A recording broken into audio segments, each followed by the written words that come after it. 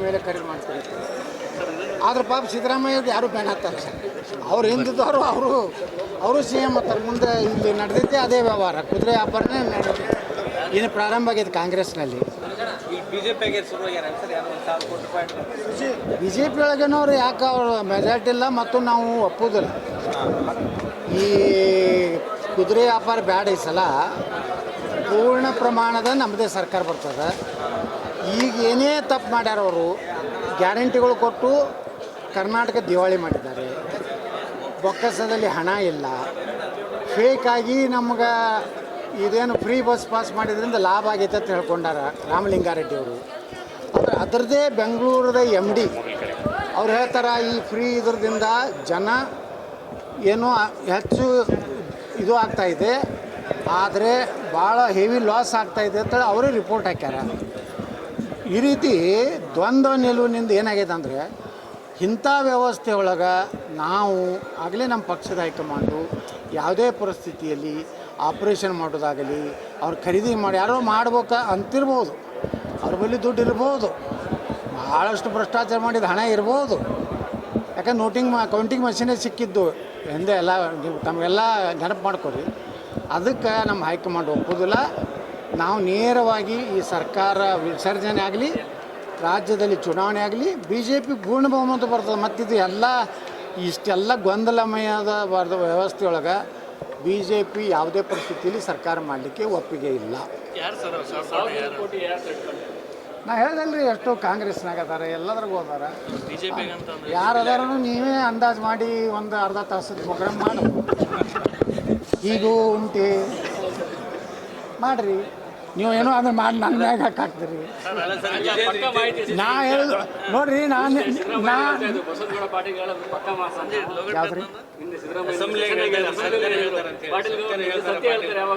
ನಾ ಸತ್ಯ ಹೇಳೀನಿ ಸಿದ್ದರಾಮಯ್ಯವ್ರಿಗೆ, ಅದಕ್ಕೆ ರಾಜೀನಾಮೆ ಕೊಡೋದು ಹೇಳೀನಿ. ಈಗ ನಿಮ್ಮ ಗೌರವ ಉಳಿಬೇಕಾದ್ರೆ ನೋಡ್ರಿ, ಇವತ್ತೇನಾಯ್ತು ಸಿದ್ದರಾಮಯ್ಯವ್ರ ಪರಿಸ್ಥಿತಿ, ಹೈಕೋರ್ಟಿಗೆ ಹೋದವ್ರು ಯಾರು ಹೈಕೋರ್ಟಿಗೆ ಅವರೇ.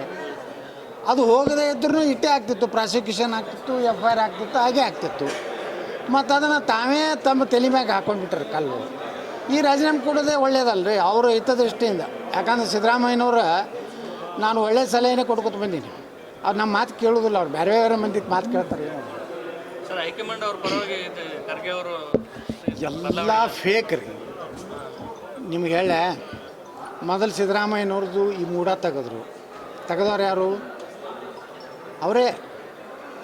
ಮುಂದೆ ಮಲ್ಲಿಕಾರ್ಜುನ ಖರ್ಗೆ ಅವ್ರದ್ದು ರೀಲ್ ಓಡಿಸ್ಲಾಕತ್ರಿ ನೀವು ರಾಜ್ಯದಾಗ. ಮಲ್ಲಿಕಾರ್ಜುನ ಖರ್ಗೆ ಆಗೋ ಸಂಭವ ಅಂದ್ರಿ. ಮಲ್ಲಿಕಾರ್ಜುನ ಖರ್ಗೆ ಅವ್ರದ್ದು 5 ಎಕರೆ ಜಮೀನು ಅದು ಅವರೇ.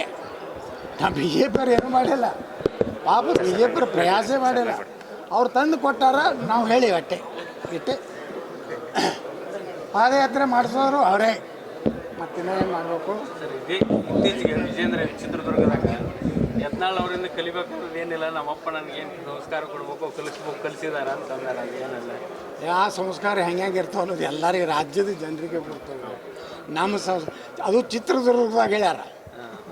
ಚಿತ್ರದುರ್ಗದಾಗೆ ಒಂದು ಸಂಸ್ಕಾರ ಆಗಿಬಿಟ್ಟೈತಿ, ಇನ್ನೊಂದು ಅಲ್ಲೇ ಸಂಸ್ಕಾರ ಅವ್ರ ಮನೆಯಾಗ ಆಗೈತಿ. ಯಾಕೆ ಸರ್ ಈ ರಾಜ್ಯಾಧ್ಯಕ್ಷ ಬದಲಾವಣೆಗೆ ಪಟ್ಟು ಹಿಡಿದಿದ್ರು ಸರ್? ನಾವು ಇನ್ನೂ ಪಟ್ಟು ಹಿಡಿದಿಲ್ಲ, ಅದ್ರ ಬಗ್ಗೆ ಚರ್ಚೆ ಆಗಿಲ್ಲ.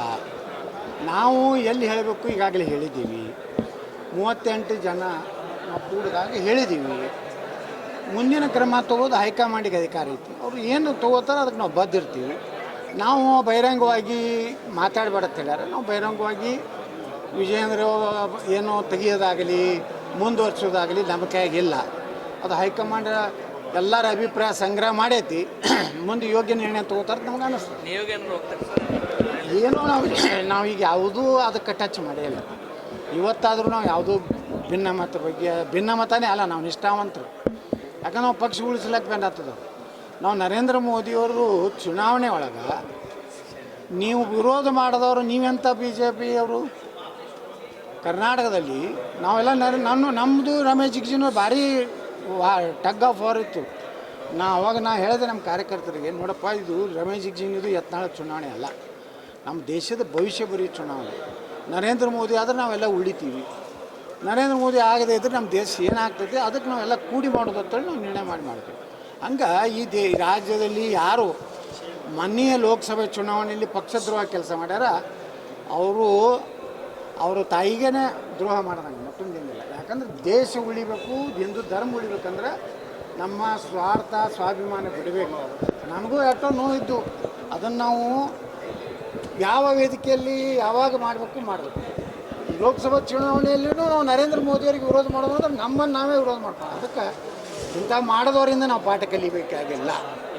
ಯಾರ ಕಡೆಯಿಂದ ಪಕ್ಷದಿಂದ ರೊಕ್ಕ ತಿಂದು ದ್ರೋಹ ಮಾಡಿ ಲೋಫರ್ ಕೆಲಸ ಮಾಡಿದವರು ಇಂದ ನಾವು ಏನೂ ಪಾಠ ಕಲಿಬೇಕಾಗಿಲ್ಲ. ಏನು ಕ್ರಮನೇ ರಾಜ್ಯಾಧ್ಯಕ್ಷರು ಅವ್ರ ಜೊತೆ ಹಾಂ ಓಡಾಡ್ತೀವಿ. ಈಗ ನೋಡ್ರಿ, ಈಗಂತೂ ಅದನ್ನೆಲ್ಲ ಹೇಳಿವಿ. ನಾನು ಸಿದ್ದೇಶ್ವರನವ್ರು ಹೇಳ್ಯಾರ, ನಾವೆಲ್ಲ ಹೇಳಿವಿ. ಈಗ ನಾವು ನಮ್ಮ ಪಕ್ಷದ ಹಿರಿಯ ಮುಖಂಡರಾಗಿ ಬಿಟ್ಟಿವಿ. ಅವ್ರದ್ದು ಏನು ರಿಯಾಕ್ಷನ್ ಮಾಡ್ತದೆ ನೋಡ್ತೀವಿ. ಅಲ್ಲಿಂದ ಮುಂದೆ ಏನು ಮಾಡಬೇಕು ಅನ್ನೋದು ಅವಾಗ ಈಗ ಏನೋ ಅದು ಸಮಯನೇ ಅಲ್ಲ.